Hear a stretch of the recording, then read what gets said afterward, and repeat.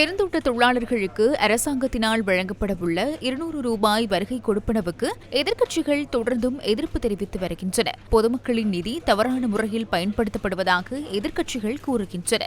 ஐக்கிய மக்கள் சக்தியின் பாராளுமன்ற உறுப்பினர் ரோகிணி கபிரத்ன 200 ரூபாய் வழங்கப்படுவதில் பிரச்சினை இருப்பதாக தெரிவித்து லஞ்ச ஊழல் விசாரணை ஆணைக்குழு, கணக்காய்வாளர் நாயகம் மற்றும் தேசிய பருகை ஆணைக்குழுவின் எழுத்து மூலம் முறைப்பாடு செய்துள்ளார். எவ்வாறாயினும் அரசாங்கம் சம்பளம் தொடர்பில் பொய்யான பிரசாரங்களை முன்னெடுத்துள்ளதாக வெளிமடையில் நேற்று நடைபெற்ற மக்கள் சந்திப்பில் ஐக்கிய மக்கள் சக்தியின் பொதுச் செயலாளர் ரஞ்சித் மதுவமண்டார தெரிவித்தார். பெருந்தோட்ட மக்களுக்கு தமது கட்சியே அதிகூடிய சேவைகளை செய்துள்ளதாகவும் அவர் சுட்டிக்காட்டினார்.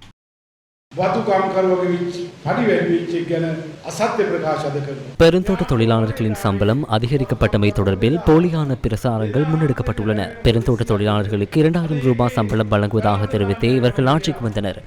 2000 ரூபாவை வழங்காமல் 200 ரூபாவை வழங்குகின்றனர். நாம் ஒரு விடயத்தை கூறுகின்றோம்.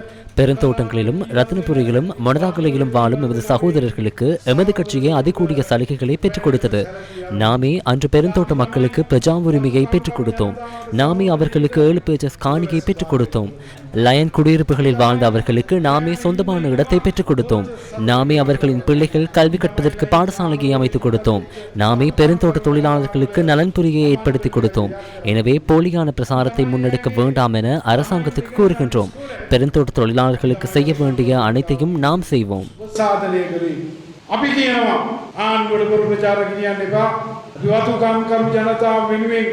අපිට කරන්න පුළුවන් හැම දෙයක්ම කරනවා